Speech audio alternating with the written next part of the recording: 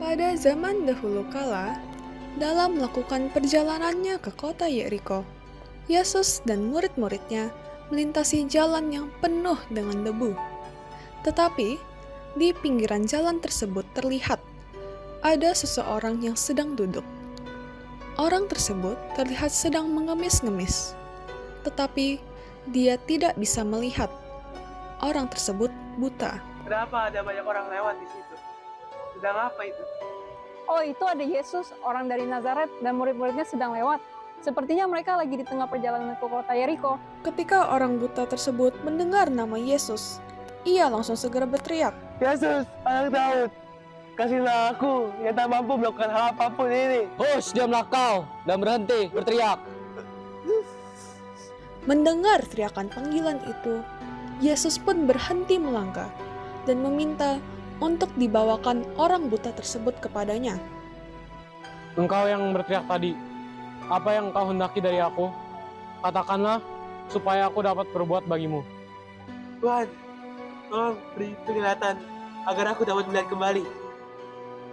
Yesus pun meludahi tanah dan memberikan tanah tersebut kepada mata orang buta itu. Lalu ia berkata, Maka melihatlah engkau, sebab iman kau telah menyelamatkan engkau. Saya sudah bisa melihat kembali. Mata saya telah disembuhkan. Terima kasih Tuhan. Haleluya. Maka pergilah engkau dengan damai, dan sampaikan mujizat ini kepada orang yang ragu dan tidak percaya. Terima kasih Tuhan. Haleluya. setelah menyembuhkan orang buta tersebut, ia menjadi pengikut Yesus yang percaya akan Allah, serta memuliakan Allah. Seluruh rakyat yang melihat itu juga memuji-mujikan Allah. Kemudian, Yesus dan murid-muridnya melanjutkan perjalanannya ke kota Yeriko. Itu siapa? Itu adalah Yesus, Yesus dari Nazaret dan murid-muridnya. Ada seseorang yang bernama Zakheus. Ia adalah kepala pemungut cukai dan orang yang kaya. Orang-orang Yahudi membencinya dan menganggapnya berdosa karena ia seorang pemungut cukai. Ketika Zakheus mendengar kabar kedatangan Yesus, ia langsung berkata, Wah, ada Yesus. ia berlari Ada orang dari mendahului Nazaret, aku harus kerumunan datang pergi orang, dan bertemu lalu dengannya. memanjat pohon ara untuk melihat Yesus dan murid-muridnya yang akan melewati jalan itu. Sebentar, ada apa? Mengapa kita berhenti, Guru? Lihat di situ. Zakheus, turunlah dari situ, sebab hari ini aku akan menginap di rumahmu. Ya Yesus, aku akan segera turun. Sebentar. Zakheus pun turun dengan sukaria. Ia langsung berdiri dan berjalan, lalu berkata kepada Yesus, Aku tahu aku orang yang berdosa, tetapi aku ingin bertobat. Setengah dari milikku akan aku berikan kepada orang-orang yang miskin. Dan jika ada seseorang yang telah aku peras, aku akan mengembalikannya kepada mereka 4 kali lipat. Zakheus, hari ini telah terjadi penyelamatan dari rumahmu. Sebab kamu ini pun anak Abraham.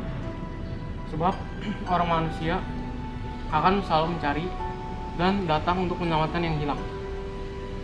Kamu setelah mengambil tindakan yang sangat luar biasa untuk bertobat. Hari ini, aku dan murid-muridku akan pergi menginap di rumahmu. inti moral dari kisah ini adalah beriman dan percaya kepada Yesus itu menyelamatkan. Dalam kisah ini, orang buta tersebut terus kian meminta pertolongan dan mempercayai belas kasih Yesus. Sebab ia tahu bahwa iman dan kesetiaannya untuk Yesus tidak akan pernah mengkhianatinya. Sampai akhir, ia memperoleh keselamatan karena imannya itu. Sedangkan Zakheus memahami bahwa Yesus berkuasa atas segalanya dan memberikan keselamatan kepada umat. Maka, ia memberikan setengah miliknya kepada orang yang miskin. Zakheus menunjukkan keseriusan dan kesungguhannya untuk bertobat dan berpaling ke jalan yang benar.